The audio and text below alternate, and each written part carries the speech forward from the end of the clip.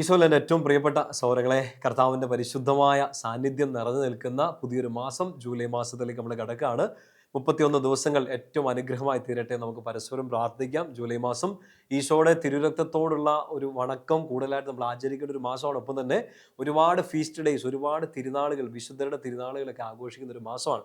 So ഈ 31 ദിവസം വലിയ അനുഗ്രഹമായി തീരട്ടെ. നമുക്ക് പരസ്പരം പ്രാർത്ഥിക്കാം. ജൂലൈ മാസത്തിൻ്റെ ആദ്യത്തെ ദിവസം, ഈ ആദ്യത്തെ രാത്രിയിൽ നമുക്ക് പ്രാർത്ഥിച്ച് കടന്നുറങ്ങാം. കഴിഞ്ഞ ഒരു 6 മാസക്കാലം ഈശോ നമ്മളെ നയിച്ചു, സ്നേഹിച്ചു, മുന്നോട്ട് നടത്തി. ഇന്നലെ നമ്മൾ ചിന്തിച്ച പോലെ what a friend we have in Jesus. എന്തൊരു നല്ലൊരു കൂട്ടുകാരൻ, എന്തൊരു നല്ലൊരു ഈശോ നമുക്കുണ്ട് എന്നുള്ള ഒരൊറ്റ ബോധ്യത്തിൽ നമുക്ക് മുമ്പോട്ട് പോകാം. ഹെബ്രായർക്കുള്ള ലേഖനത്തിൽ 13-ാം അധ്യായം 5-ാം വാക്യം, ഈശോ എപ്പോഴും നമുക്ക് തരുന്ന ഒരു പ്രോമിസാണ്. ഞാൻ നിന്നെ ഒരു തരത്തിലും അവഗണിക്കുകയോ നിന്നെ ഉപേക്ഷിക്കുകയോ ഇല്ല.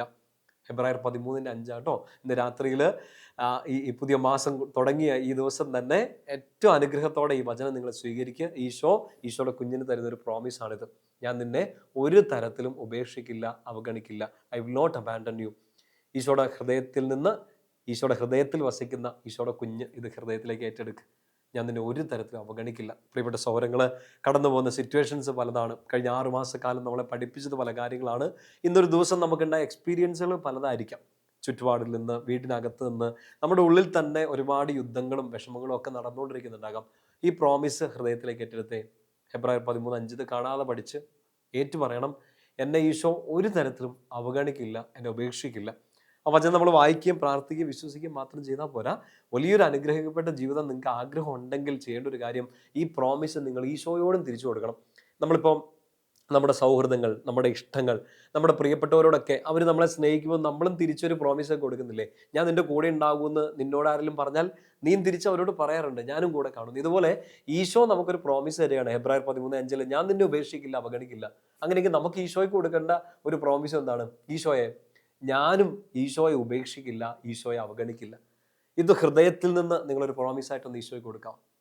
വലിയൊരു അനുഗ്രഹമായി തീരും. ഈശോയോട് ഇങ്ങനെ പറ, കർത്താവേ, ഞാൻ നിന്നെ ഒരിക്കലും ഉപേക്ഷിക്കില്ല, ഞാൻ നിന്നെ അവഗണിക്കില്ല.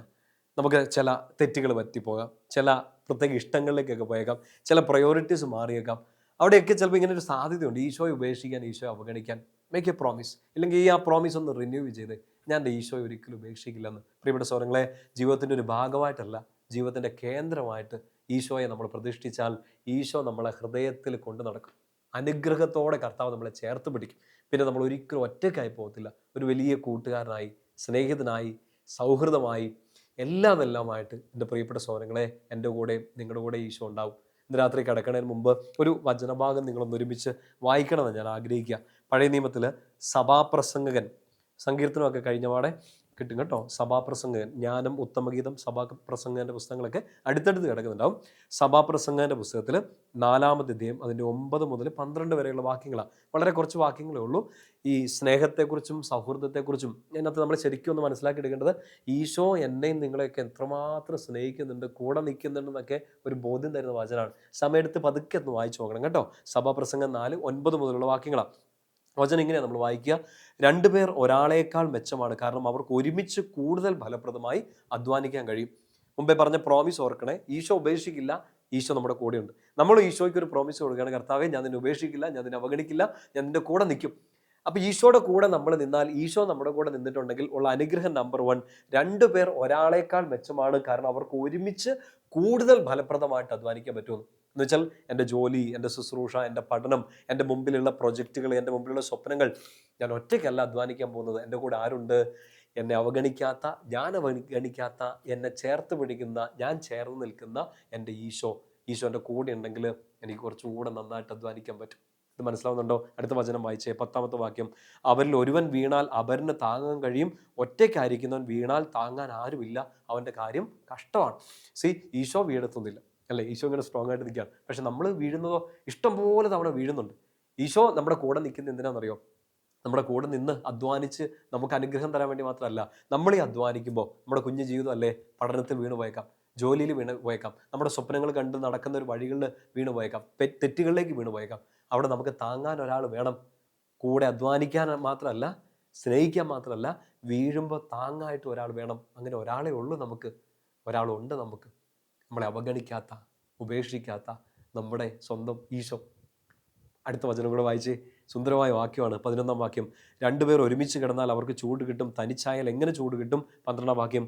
ഒറ്റയ്ക്കായിരിക്കുന്നവനെ കീഴ്പ്പെടുത്താൻ സാധിച്ചേക്കാം, രണ്ടു പേരാണെങ്കിൽ ചെറുക്കാൻ കഴിയും, മുപ്പിരിച്ചരട് വേഗം പൊട്ടുകയില്ല. എന്ന് വെച്ചാൽ ഈശോയോട് നമ്മൾ ചേർന്ന് നിന്നാൽ ഒരു ചൂട് കിട്ടുന്നു, ഒരു സ്പിരിച്വൽ ചൂട് നമുക്ക് കിട്ടുകയാണ്. തണുത്തൊന്നും പോകത്തില്ല, നല്ല ഉഷാറായിട്ട് വീണ്ടും വീണ്ടും മുന്നോട്ട് പോകാൻ പറ്റുമെന്ന്. 12-ാം വാക്യമാണ് ഒറ്റയ്ക്കായിരിക്കുന്നവനെ കീഴ്പ്പെടുത്തിയേക്കാം. എന്ന് വെച്ചാൽ നമ്മൾ ഒറ്റയ്ക്കായിരിക്കുമ്പോഴാണ് ചിലപ്പോൾ ഏറ്റവും കൂടുതൽ പ്രലോഭനങ്ങൾ വരുന്നത്. നമ്മുടെ കൂടെ ഈശോ ഉണ്ടെന്നുള്ള ബോധ്യം നമ്മൾ മറന്നു പോകുമ്പോഴാണ് നമ്മളൊക്കെ വീണ് പോണത്.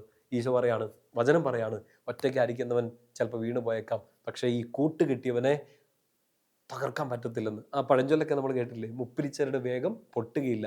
വചനത്തിൽ അങ്ങനെ പറയുക.